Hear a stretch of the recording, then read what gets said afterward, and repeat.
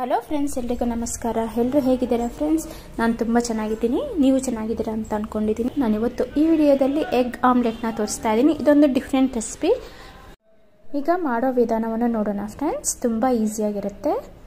ಮೊದಲಿಗೆ ನಾನು ಕರಿಬೇವಿನ ಎಲೆ ಒಂದು 5 ರಿಂದ 6 ತಗೊಂಡು ಸಣ್ಣದಾಗಿ ಕಟ್ ಮಾಡಿ ಹಾಕ್ಕೊಳ್ತಾ ಇದ್ದೀನಿ.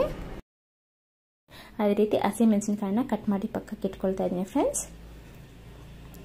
ಒಂದು ಇಡೀ ಕೊತ್ತಂಬರಿನ ತಗೊಂಡು ಸಣ್ಣದಾಗಿ ಕಟ್ ಮಾಡಿಕೊಂಡು ಪಕ್ಕಕ್ಕೆ ಇಟ್ಕೊಳ್ತಾ ಇದ್ದೀನಿ.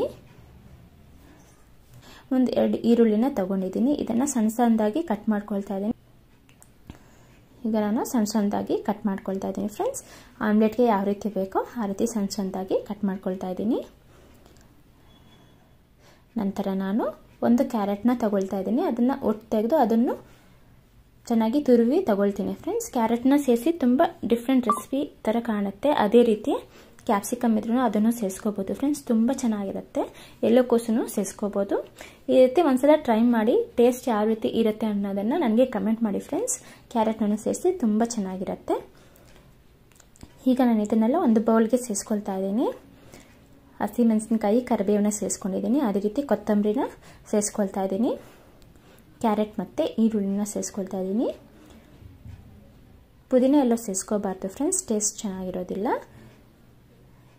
ಈಗ ನಾನು ಇದಕ್ಕೆ ರೆಡ್ ಚಿಲ್ಲಿ ಪೌಡರ್ ಸೇರಿಸ್ಕೊಳ್ತಾ ಇದ್ದೀನಿ. ಆಲ್ರೆಡಿ ಹಸಿಮೆಣಸಿನಕಾಯಿ ಸೇರಿಸ್ಕೊಳ್ಳೋದ್ರಿಂದ ಸ್ವಲ್ಪ ಒಣಮೆಣಸಿನಕಾಯಿ ಪೌಡರ್ನ ಸೇರಿಸ್ಕೊಳ್ತಾ ಇದ್ದೀನಿ. ಅದೇ ರೀತಿ ಧನಿಯಾ ಪೌಡರ್ 1 ಟೇಬಲ್ ಸ್ಪೂನ್, ಒಂದು ಅರ್ಧ ಟೇಬಲ್ ಸ್ಪೂನ್ ಆಗೋಷ್ಟು ಅರಿಶಿನ, ರುಚಿಗೆ ತಕ್ಕಷ್ಟು ಸಾಲ್ಟ್ ಉಪ್ಪನ್ನ ಸೇರಿಸ್ಕೊಳ್ತಾ ಇದ್ದೀನಿ. ಅದೇ ರೀತಿ ಒಂದು ಅರ್ಧ ಟೇಬಲ್ ಸ್ಪೂನ್ ಆಗೋಷ್ಟು ಕರಿಮೆಣಸಿನ ಪೌಡರ್ ಅಥವಾ ಪೆಪ್ಪರ್ ಪೌಡರ್ನ ಸೇರಿಸ್ಕೊಳ್ತಾ ಇದ್ದೀನಿ.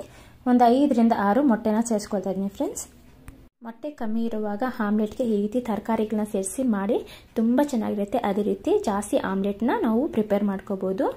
ಬರೀ 6 ಮೊಟ್ಟೆಗಳಲ್ಲಿ ನಾನು 7 ಜನಕ್ಕೆ ಆಮ್ಲೆಟ್ನ ಮಾಡಿದ್ದೀನಿ. ಈಗ ಚೆನ್ನಾಗಿ ಮಿಕ್ಸ್ ಮಾಡ್ಕೋಬೇಕು. ಉಪ್ಪು ಖಾರನ ನಾವು ನೋಡ್ಕೋಬೋದು, ಕಮ್ಮಿ ಇದ್ದರೆ ಸೇರಿಸ್ಕೋಬೋದು ಫ್ರೆಂಡ್ಸ್. ಈಗ ನಾನು ಆಮ್ಲೆಟ್ನ ಮಾಡ್ತಾಯಿದ್ದೀನಿ. ಮೊದಲಿಗೆ ಪ್ಯಾನ್ನ ಇಟ್ಟು ಬಿಸಿ ಮಾಡ್ಕೊಂಡಿದ್ದೀನಿ. ಎಣ್ಣೆನ ಸ್ಪ್ರೆಡ್ ಮಾಡ್ಕೊಳ್ತಾ ಇದ್ದೀನಿ ಫ್ರೆಂಡ್ಸ್. ಮೀಡಿಯಂ ಫ್ಲೇಮಲ್ಲಿ ನಾವು ಫ್ರೈ ಮಾಡ್ಕೋಬೇಕು, ಇಲ್ಲಾಂದರೆ ಸೀದೋಗ್ಬಿಡುತ್ತೆ. ಈಗ ನಾನು ಆಮ್ಲೆಟ್ ಟಫ್ ಅಥವಾ ಈ ಒಂದು ಮಿಶ್ರಣವನ್ನು ಸೇರಿಸ್ಕೊಳ್ತಾ ಇದ್ದೀನಿ.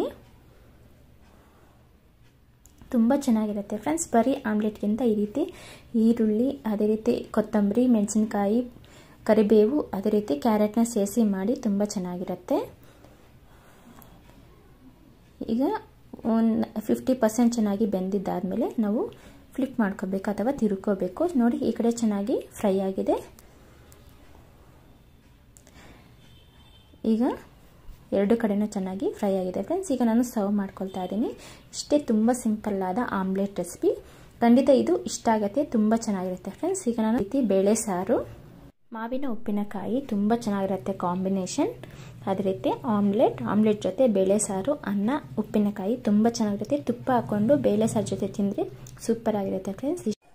ನಿಮಗೆ ಈ ರೆಸಿಪಿ ಇಷ್ಟ ಆದರೆ ಪ್ಲೀಸ್ ಲೈಕ್ ಮಾಡಿ, ಶೇರ್ ಮಾಡಿ, ಕಮೆಂಟ್ ಮಾಡಿ, ಸಬ್ಸ್ಕ್ರೈಬ್ ಮಾಡಿ ಫ್ರೆಂಡ್ಸ್. ಸಪೋರ್ಟ್ ಮಾಡಿ. Thank you friends. Bye, take care.